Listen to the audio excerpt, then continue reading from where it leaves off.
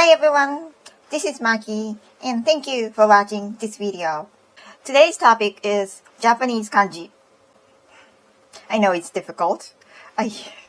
Even though that I'm Japanese, it's still difficult. First of all, let me say that Japanese uses three kinds of letters, characteristics, or writing system. And that's kanji, hiragana, katakana. And I'm going to talk about probably a little bit of hiragana because it's accord with kanji, but mainly about kanji. Kanjis are logograms, meaning that each kanji represents a word or a meaningful unit.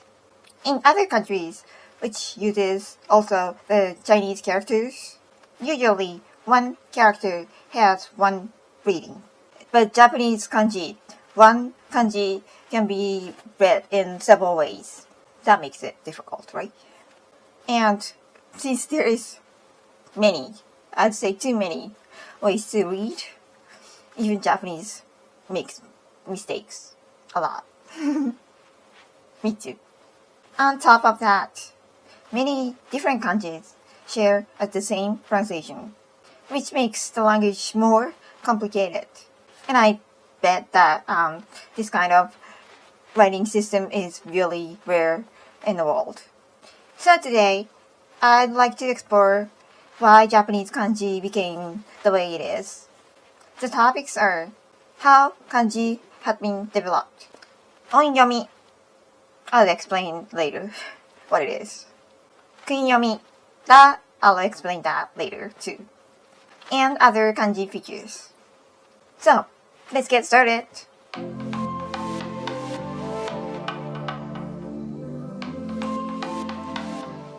As you could guess, kanji is originally from China. It spread around Chinese affected area including, let's say, Korea and Japan. In Japan, the oldest confirmed record of kanji is King of Nao in 1508 AD. The oldest kanji written in Japan was discovered at Inariyama Kofun, written on a sword with 115 letters. Well, it's 5th century. And by the Nara period, all Japanese writing was done entirely with kanji. Well, hiragana and katakana comes later. In Japanese, kanji has two types of readings, kunyomi and onyomi. Well, I'm gonna explain onyomi first. Onyomi is readings based on Chinese pronunciation by the time it was adapted into Japanese. These readings, like san, is this kanji. Doesn't tell you what it means by just sound. You have to look at the word and figure out what it means. And they appear most commonly in compound sounds. For onyomi, the pronunciation of characteristics is differ because of the time it was adapted. Kanji entered Japan in different periods and different regions of China. To reflect those differences, kanji had to have different ways to read. Generally, it could be divided into three periods. The first time is from 5th to 6th century, and it's called Gon. The second one is 7th to 9th century, Kaon. And the third is from 13th century and on, and that's called Toon. Each represents the linguistic characteristics of the China at the time. Gon, the oldest one, is, well, mainly used in Buddhism terms or texts. In other words, that has long historical roots. Kanron entered in Japan during Asuka to Heian period. It was brought by envoys or by the monks or scholars who go abroad to study China and came back. Toon It refers to Chinese characteristics that entered from late Heian period to all through the Edo period. Why? What I explained was important is that each time or each era had different pronunciation for one kanji. Let's put this word. I think I have it on my hand. In go-on pronunciation, it's called gyo. In kan-on pronunciation, it's called ko. And to-on pronunciation, it's called an. So, Japanese adapted all and use them all. Kunyomi are readings that based on native Japanese. The words existed in Japan long before China or other foreign countries had affected Japan. When kanji was brought from China, Japanese people tried to find a word which matches to what it means in Japanese and what it matches to Chinese. For example, this kanji is read sa in kunyomi.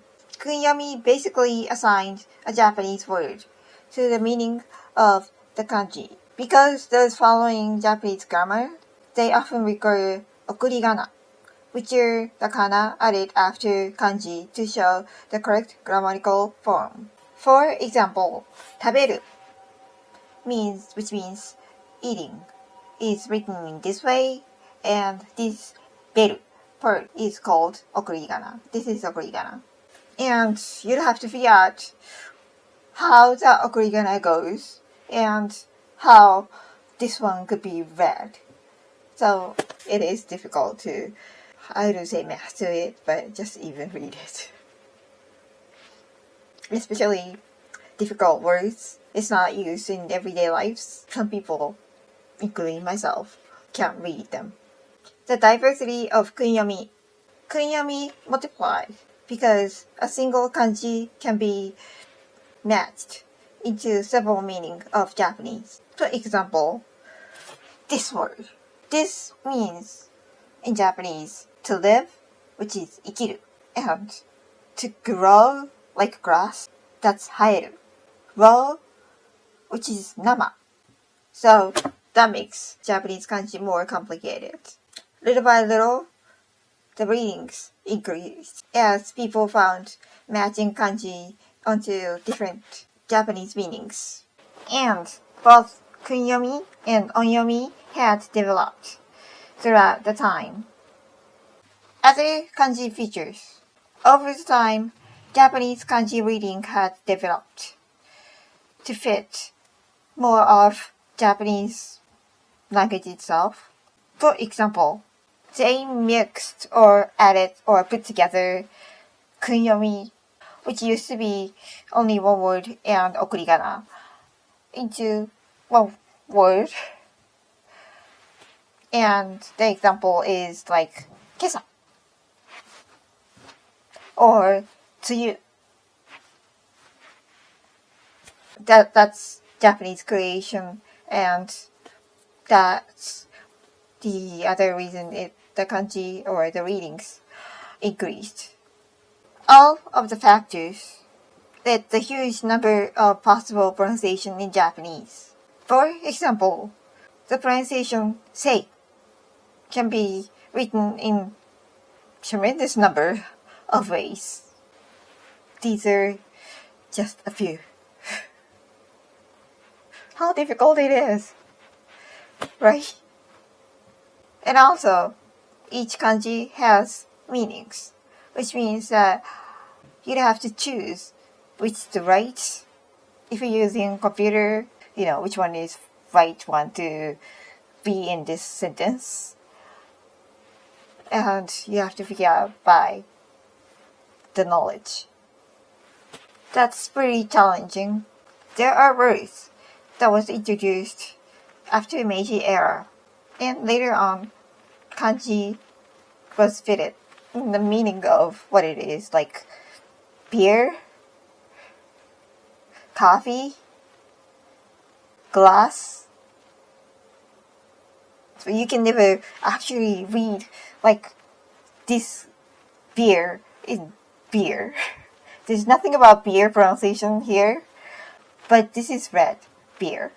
So that will make kanji more complicated. So I'm gonna sum up. I think kanji shows the history and relationship with China through the time.